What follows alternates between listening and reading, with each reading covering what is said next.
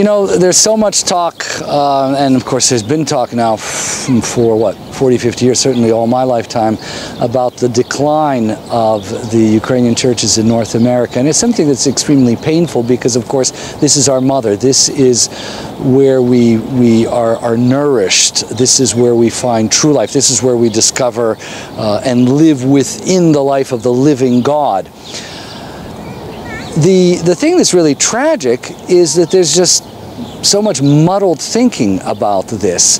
What frequently happens is that we confuse church life with church politics. So of course, you know, there's a reality called church politics. There are going to be jurisdictions. There are going to be, you know, questions of this hierarchy, this orientation, that orientation.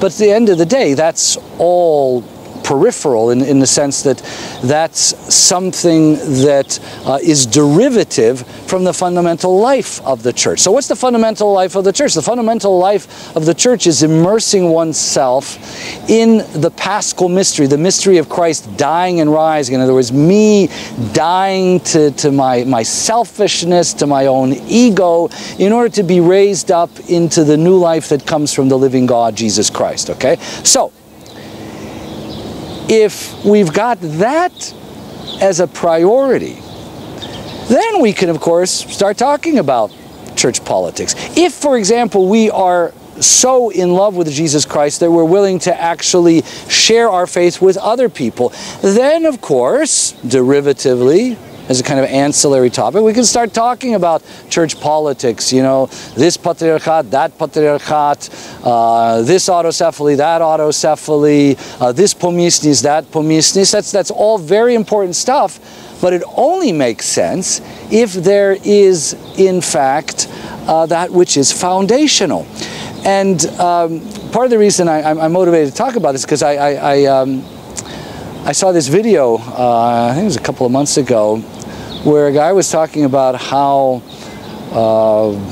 you know, his church needs to be doing this, and the other. And it was basically kind of, I don't want to say it was gimmickry, but it wasn't primary, shall we say. And then he said, and there's this other church down the road in this town where I live that's just growing by leaps and bounds. It happened to be a Protestant community he was pointing to. And I wanted to scream out at him, yell out at him, into my computer saying, yeah, those people are growing by leaps and bounds because they're preaching Jesus Christ. They're preaching solutions for real problems. They are doing what a church is supposed to be doing. In other words, we do this as Ukrainian churches within the Ukrainian tradition, but ultimately the substance is the life of Father, Son, and Holy Spirit communicated to us through the sacraments, through a life of prayer, through a life of ministry.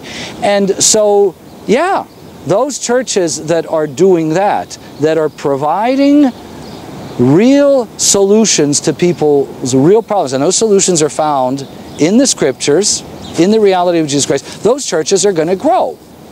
And what I want to conclude with then is an analogy that a colleague of mine, Father Andriy Chirovsky, came up with probably around 20 years ago already, which I think really kind of nails it with regards to the whole question of the relationship of the Ukrainian community, which is increasingly alienating itself from the Ukrainian churches. The analogy that's really important is the following.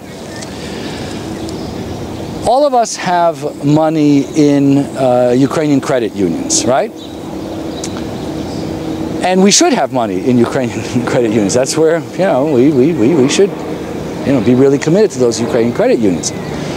But if those Ukrainian credit unions were only good as Ukrainian institutions and really poor as financial institutions, the most nationalistic, the most patriotically conscious Ukrainian sooner or later is going to pull his or her money out of that Ukrainian credit union, because it's not enough just to be Ukrainian. You got to be a good financial institution to maintain the loyalty of people. Now, to bring this to the church, we've got a lot of people in the Ukrainian community who are concerned about this Ukrainian dimension of the church, that Ukrainian political dimension of the church, that Ukrainian aspect of the church. All of that can be entirely valid, but I'm sure you realize that if a Ukrainian church is not providing that which Jesus Christ, by the way, established that church to provide. In other words, if there isn't ministry, if there isn't catechesis, if there isn't conversion, if there isn't a real commitment to prayer, to living out the Christian lifestyle, people are going to turn away from that. You know, just as they will turn away from a Ukrainian credit union, which isn't a good credit union. And so this is simply an appeal to all of us. You know, all of us are sinners. You know, whether we're kind of more into the political side of the church or more into the spiritual side, all of us are sinners, and all of us need one thing. All of us need a change of heart, a conversion, so that in fact we would end up doing what we are encouraged to do at every divine service, recalling the commitment, the faith of the Mother of God. Let us commend ourselves and one another and all our life to Christ our God. Once that starts happening, it's going to be great. I mean, no matter what kind of suffering we're going to experience, it's going to be okay, because we're going to be in the arms of the one who is all-powerful, who is so powerful that he even destroys death, he destroys the devil, he destroys all hatred, he destroys every conceivable malady, whether internal or external.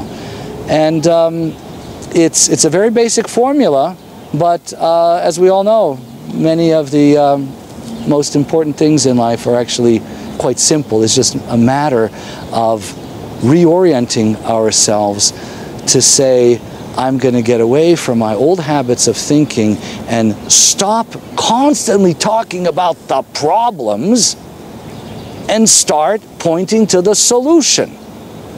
And this is the real tragedy, because within our church communities, everybody's got something to say about the problems. Well, you know what?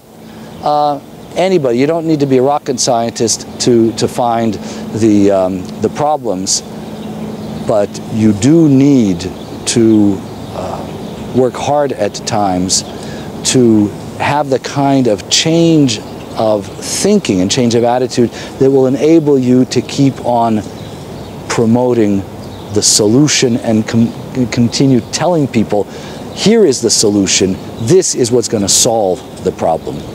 Слава Ісусу Христу!